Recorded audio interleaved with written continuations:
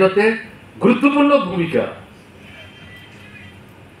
গ্রহণ করার চেষ্টা করেছে।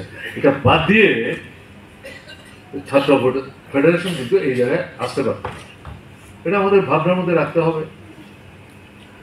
আমি আমার নিজের অভিজ্ঞতার ভিত্তিতে যেটা বলবো, সমাজ চক্রবর্তী কাজের মধ্য দিয়ে নিজেকে যে জায়গায় নিয়ে গিয়ে তার দক্ষতার নিদর্শন স্থাপন করতে সক্ষম হয়েছিলেন, তাকে কোন একটা দায়িত্ব দিয়ে, কি সংগঠন, কোন একটা স্কুলের সমস্যা এর সমাধানের জন্য ইউনিট ভিত্তিক একটা আন্দোলন, এটার যারা পরিচালক তাদের সঙ্গে কথাবার্তা বলে তার সমাধান, এই সমস্ত বিষয়গুলি সম্পর্কে সাংগঠনিক রাজনৈতিক আন্দোলন তাকে একটা দায়িত্ব দিয়ে আমরা নিশ্চিত থাকতে পারতাম।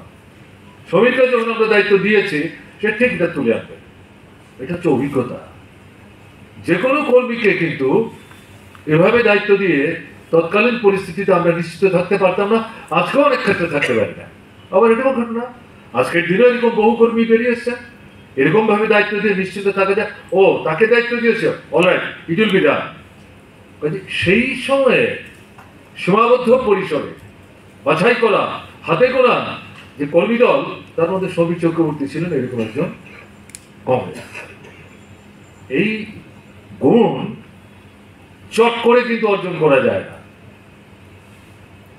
এটা ধীরে ধীরে নিজেকে গড়ে তুলবার ক্ষেত্রে মতাদর্শ, শ্রেণী চেতনা, শ্রেণীগত দৃষ্টিভঙ্গি, সাংগঠনিক শৃঙ্খলা, এই ত্রিধারার সমন্বয়ের মধ্য দিয়ে চেতনার ভিত্তিটা সুদৃঢ় হয়, তার থেকে এই গুণগুলি অর্জিত হয়, তার থেকে নেতৃত্বের যে পর্যায়ে সেখানে বৃদ্ধ হওয়ার মতো একটা পরিমণ্ডল তৈরি করতে পারেন।